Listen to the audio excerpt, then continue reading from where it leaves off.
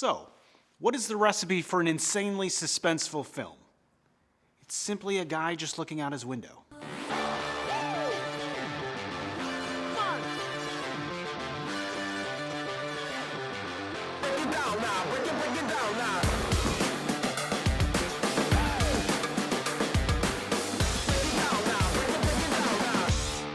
Welcome to Real Wonders, a show where we look at some of my favorite films and talk about all kinds of movie magic and nostalgia. I'm your host, Rick Masi, and today I'll be your guide through the 1954 thriller, Rear Window, directed by Alfred Hitchcock and starring Jimmy Stewart, Grace Kelly, and Richard Burr. Depending on your age, it is going to be my job to try and convince you why a film that is 70 plus years old is still exceptionally relevant to your modern day life. Confined to his apartment with a broken leg, photographer L.B. Jeffries passes the time by watching his neighbors through their windows across a shared courtyard. What begins as idle curiosity turns serious when Jeff suspects that one of the residents has murdered his wife. With the help of his girlfriend Lisa and his nurse Stella, Jeff investigates the possibility from a distance as they piece together clues of potential crime. As Lisa risks her safety to get closer to the truth, Jeff is forced to confront both real danger and his own fear of commitment. The tension escalates when Thorwald realizes he's being watched.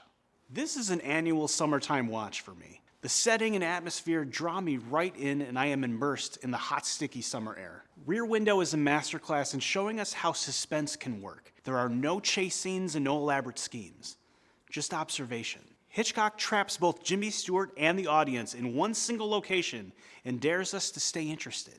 And we do. It changed how films used point of view. Most of what we see is filtered through Jeff's eyes, making the audience a participant. Not only was this innovative filmmaking, but it forces us, the audience, to acknowledge our own curiosity. It plays with our tendency to watch others from a distance and highlights our comfort in doing so anonymously. This film has left its influence on everything from modern thrillers to reality television to true crime obsession, and you can argue with social media itself.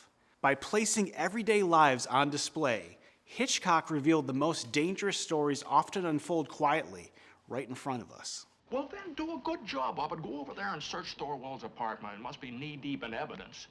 I can't do that. Well, no, I don't mean right now, but when he goes out for a drink or a paper or something, what he doesn't know won't hurt him. I can't do that even if he isn't there.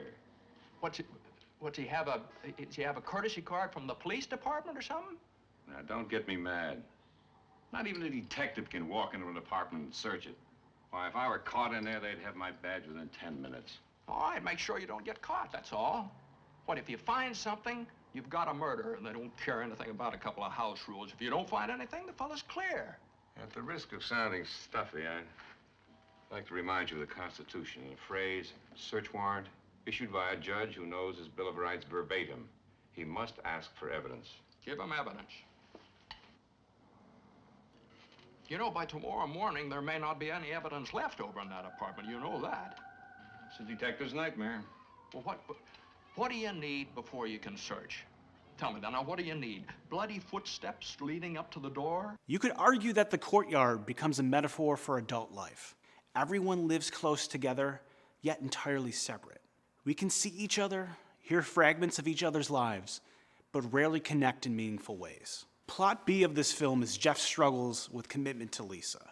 It would be the wrong thing. You don't think either one of us could ever change? Right now, it doesn't seem so.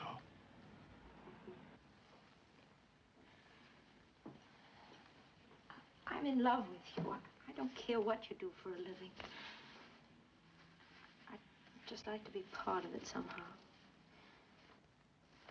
It's deflating to find out the only way I can be part of it is to take out a subscription to your magazine. I guess I'm not the girl I thought I was. No, there's nothing wrong with you, Lisa. You've got this town in the palm of your hand. Not quite, it seems.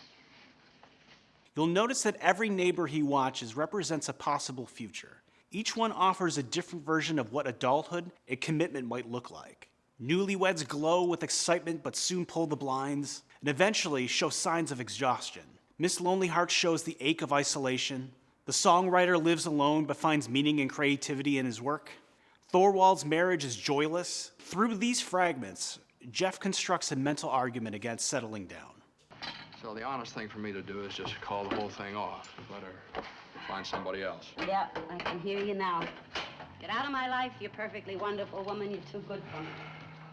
Look, Mr. Jeffries, I'm not an educated woman, but I can tell you one thing. When a man and a woman see each other and like each other, they ought to come together. Wham. Like a couple of taxis on Broadway, and not sit around analyzing each other like two specimens in a bottle. There's an intelligent way to approach marriage. Intelligence. Nothing has caused the human race so much trouble as intelligence. Modern marriage. Now, we've progressed emotionally. Baloney. Once it was see somebody, get excited, get married. Now it's read a lot of books, fence with a lot of four-syllable words, psychoanalyze each other until you can't tell the difference between a petting party and a civil service exam. So what is this movie trying to tell us about ourselves? Jeff's journey begins with boredom, with nothing to do and nowhere to go. Observation becomes entertainment, but boredom turns into obsession, and obsession eventually becomes responsibility. This shift raises an uncomfortable question. Are we complicit as viewers? Is this not at the core of every social media argument? Also, here's the other question. Is Jeff helping or is he exploiting? He watches private pain, romantic failures, and personal tragedies without consent. Yet, when danger becomes real, he feels morally obligated to act. The line between concern and intrusion blurs, and Hitchcock never really gives us an easy answer. You didn't see the killing or the body? How do you know there was a murder? Because everything this fella's done has been suspicious. Trips at night in the rain, and knives, and saws, and trunks with rope. And now this wife that isn't there anymore. I admit it all has a mysterious sound. Could be any number of things. Murders are the least possible.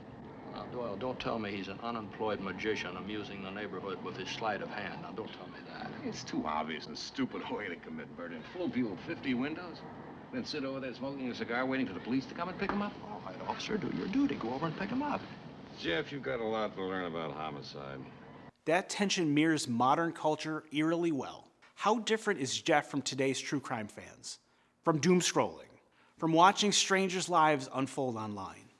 We tell ourselves we're informed, curious, or empathetic, but at what point does watching replace living? The film implicates us directly. We share Jeff's point of view.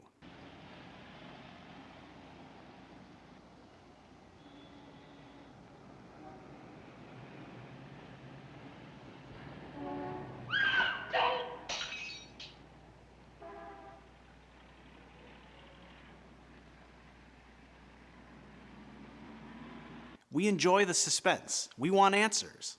And that enjoyment forces us to confront our own voyeurism.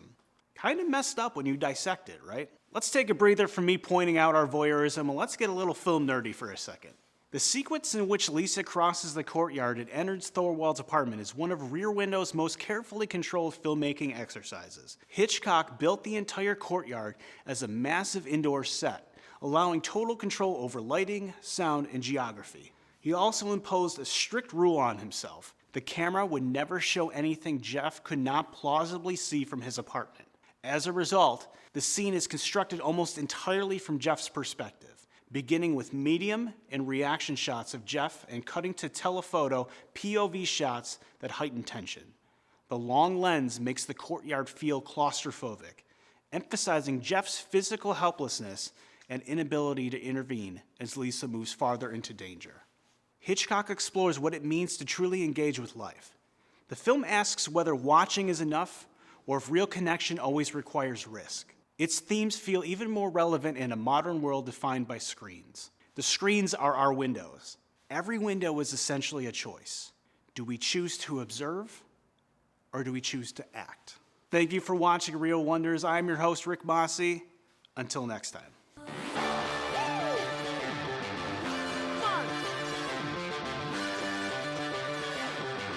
Break it down now.